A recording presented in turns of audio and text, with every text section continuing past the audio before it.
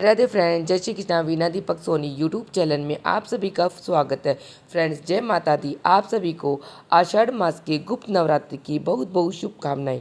गुप्त नवरात्रि इस वर्ष 2026 में 15 जुलाई से शुरू हो रहे हैं और 23 जुलाई तक रहेंगे। अब मैं आपको पूजा का शुभ मुहूर्त बताती हूँ। घट स्थापना का शुभ मुहूर्त बताती हूँ। पहले दिन कलश स्थापना की जाती है, तो सबसे उत्तम मुहूर्त सुबह 6:01 से लेकर 10:17 तक रहेगा। यह सर्व उत्तम समय। उसके बाद में मैं आपको अभिजीत मुहूर्त बताता हूँ। अभिजीत मुहूर्त दोपहर में 11:28 से लेकर 12:22 तक। यह दो ऐसे समय है जिसपे हम कलश स्थापना कर सकते हैं। ये सर्व उत्तम समय होते हैं। उसे गुप्त नवरात्रि की बहुत ही सरल पूजन विधि हम घर पे कैसे कर सकते हैं। देखिए, गुप्त नवरात्रि का पूजन विशेष साधना की प्राप्ति के लिए किया जाता है। मनुष्य अपनी विशेष मनोकामना को पूर्ण करने के लिए गुप्त नवरात्रि का पूजन करते हैं। गुप्त नवरात्रि के पूजन की बहुत ही सरल पूजा विधि आज की वीडियो में मैंने शेयर की है। तो देखिए, गुप्त नवरात्रि के दिन यानी 15 तारीख को अर्थात 15 जुलाई को सुबह सुबह स्नान आदि करने के बाद आप एक चौकी लगा लेंगे। चौकी पर हम लाल रंग का वस्त्र बिछाएंगे। फिर उस पर माता रानी की फोटो या मूर्ति जो भी स्वरूप आपके पास है उन्हें विराजमान करेंगे। साथ में हम गणेश जी को भी विराजमान करेंगे।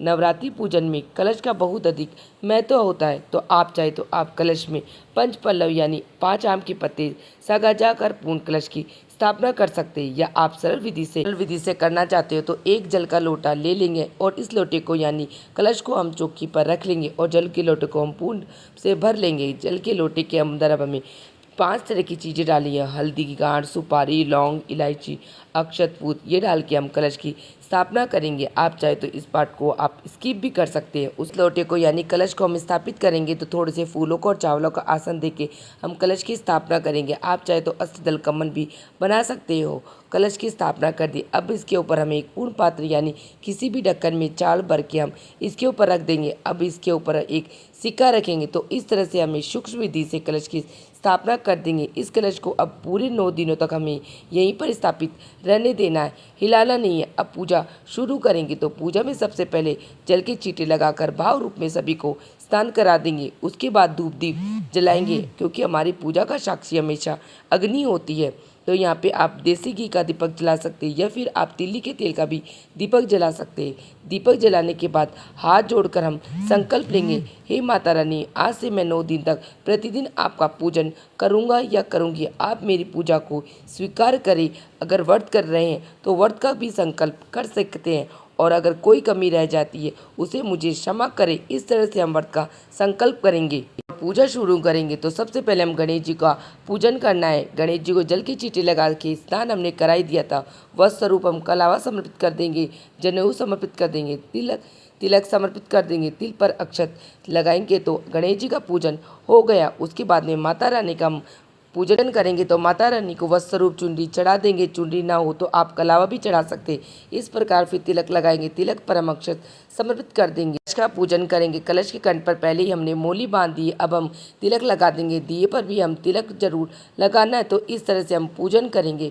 फिर हम फूल समर्पित कर देंगे। देखिए, अगर आपके पास फूल है तो आप जरूर समर्पित करें। अगर फूल नहीं है तो कोई बात नहीं, बगैर फूल के भी आप पूजा कर सकते हैं। उसके बाद फिर हम भोग समर्पित करना है। तो भोग में हमें पताशे का भोग नवरात्रि में बहुत ही शुभ होता है, तो हो सके तो आप पताशे तो जरूर ही लाइएगा। यहाँ पर हमने भोग के लिए पताशे ले लिए। साथ ही हम फलों का भोग लगाएंगे। जो भी ऋतुफल आपको मिल जाए उनका भोग हम समर्पित कर देंगे। भोग में समर्पित करने के बाद फिर हम दक्षिणा समर्पित कर देंगे, क्योंकि दक्षिणा पूजा में रही कमियों को पूरा करती है। तो यथासंभव हम दक्षिणा समर्पित कर देंगे। दक्षिणा 9 दिनों में हमें एक ही बार हमें समर्पित करनी है। किसी भी दिन आप समर्पित कर सकते हैं। फिर हम जल समर्पित कर देंगे। इसके बाद आप कोई भी पाठ करना चाहते हैं, कथा सुनना चाहते हैं तो वह सुन लीजिएगा। उसके बाद हमें अग्नि में भोग समर्पित करना है। तो यहाँ गाय के गोबर से बने हुए उपले को जलाकर आप उस अग्नि में भोग समर्पित कर सकते हैं, या फिर आप कपूर जलाकर कपूर की अग्नि में भी भोग समर्पित कर सकते हैं। तो यहाँ पर मैंने कपूर ले लिया। कपूर को किसी भी पात्र में रख के हम कपूर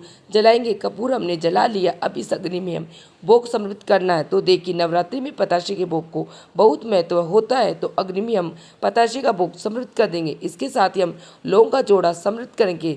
जब भी आप लौंग का जोड़ा चढ़ाए तो पूर्ण लौंग होनी चाहिए, फूल वाली लौंग होनी चाहिए। टूटी हुई नहीं होनी चाहिए। में थोड़ा सा डिप करके हम लौंग का चढ़ा चढ़ा देंगे। कम से कम 2 लौंग के जोड़े हमें जरूर चढ़ाने, यानी 2 बार 1 बार इस तरह से हम लौंग का जोड़ा समृद्ध कर देंगे। फिर हाथ जोड़ लेंगे। इस तरह से पूजा करने के बाद फिर हमें आरती करनी है। तो जो भी दीपक आपने जलाया है आप उससे भी आरती कर सकते हैं, और अगर आपने अखंड दीपक जलाया है तो फिर आप अलग से कपूर जलाकर आरती कर लीजिएगा। बहुत ही प्रेम पूर्वक हम गणेश जी की आरती करनी है सर्वप्रथम, फिर माता रानी की आरती करेंगे।